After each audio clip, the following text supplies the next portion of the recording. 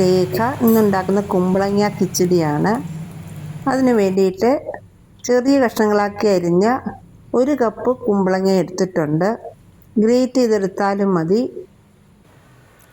നന്നായിട്ട് കഴുകി എടുത്തിട്ടുണ്ട്. ഇനിയും പ്രത്യേകിച്ച് വെള്ളമൊന്നും ചേർക്കുന്നില്ല, കാരണം കുമ്പളങ്ങയിൽ നിറയെ വെള്ളം ഉള്ളതുകൊണ്ട് പ്രത്യേകിച്ച് ഇനി വെള്ളം ചേർക്കേണ്ട. കുറച്ച് കറിവേപ്പിലയും ആവശ്യത്തിന് ഉപ്പും ചേർക്കുകയാണ്. ഇനി ഞാൻ അടപ്പത്ത് വെച്ചു. ഇത് മീഡിയം ഫ്ലെയിമിൽ ആണ് വെച്ചിരിക്കുന്നത്. ഇനി അതിലേക്ക് 4 പച്ചമുളക്, അധികം എരിവ് വേണ്ടാന്നുണ്ടെങ്കിൽ പച്ചമുളകിൻ്റെ എണ്ണം കുറയ്ക്കാം. ഞാൻ 4 പച്ചമുളക് എടുക്കുന്നുണ്ട്. അത് ചെറുതായിട്ട് അരിഞ്ഞിട്ടു.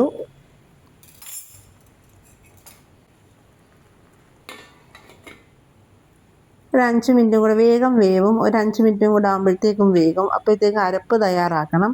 അതിന് വേണ്ടിയിട്ട് 1/4 കപ്പ് തേങ്ങയാണ് എടുത്തിരിക്കുന്നത്. 1/4 ടീസ്പൂൺ ജീരകവും ചേർത്ത് നന്നായിട്ട് അരച്ചെടുക്കണം. കുറച്ച് വെള്ളവും ചേർത്ത് നന്നായിട്ട് അരച്ചെടുത്തിട്ടുണ്ട്. ഇനി ഞാനത് കറിയിലേക്ക് ചേർക്കുകയാണ്.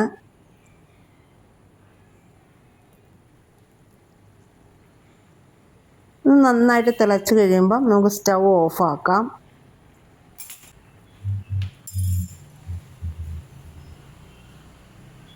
വെള്ളമൊക്കെ ഒരുവിധം വറ്റിയിട്ടുണ്ട്. ഇത് ഇത്തിരി വെള്ളം കൂടെ പറ്റാനുണ്ട്.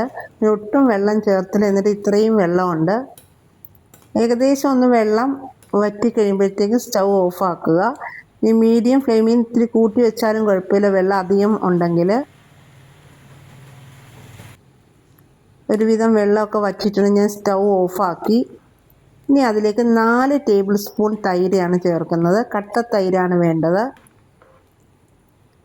അധികം പുളിയില്ലാത്ത തൈരാണ് നല്ലത്. ഉപ്പൊന്ന് നോക്കുകയാണ്. ഉപ്പ് പോരാ, അതുകൊണ്ട് കുറച്ച് ഉപ്പും കൂടെ ചേർക്കുകയാണ് ഞാൻ.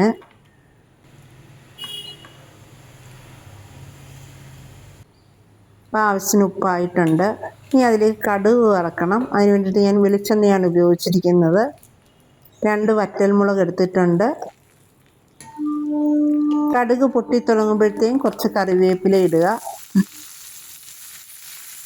അപ്പോൾ ആവശ്യത്തിനായിട്ടുണ്ട്. ഇരുമ്പി ഞെച്ചട്ടിയാണ്ട് വേഗം ഞാൻ ഓഫാക്കി, അല്ലെങ്കിൽ കരിഞ്ഞു പോകും. ഇനി അത് നമുക്ക് കിച്ചടിയിലേക്ക് ഇടണം.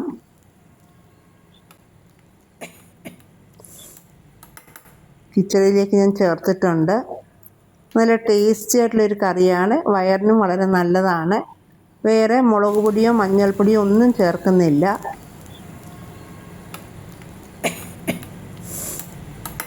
വീഡിയോ ഇഷ്ടമായെങ്കിൽ എൻ്റെ ചാനലൊന്ന് സബ്സ്ക്രൈബ് ചെയ്ത് ലൈക്കും കമൻറ്റും ചെയ്യുക.